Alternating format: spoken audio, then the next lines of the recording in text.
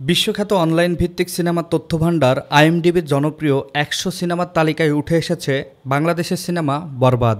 মেহেদী হাসান হৃদয় পরিচালিত ও শাকিব খান অভিনীত এই সিনেমাটি তালিকার ৪৪তম স্থানে অবস্থান করছে।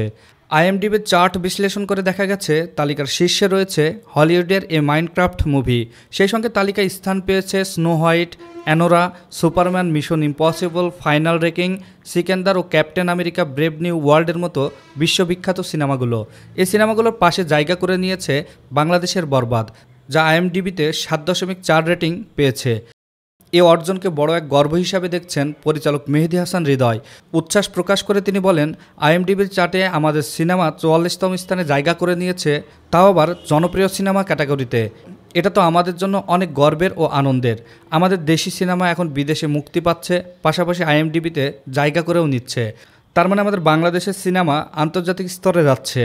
এটা অবশ্যই আমাদের ইন্ডাস্ট্রির জন্য খুবই আনন্দের, একই সঙ্গে সবার জন্য গর্বের।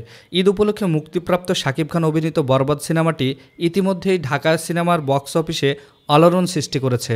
মুক্তির ২০ দিন পার হলেও সিনেমাটির জনপ্রিয়তা এখনও তুঙ্গে, চলছে দেশের বাইরেও, পাশাপাশি আয় ছাড়িয়েছে ৫০ কোটির উপরে।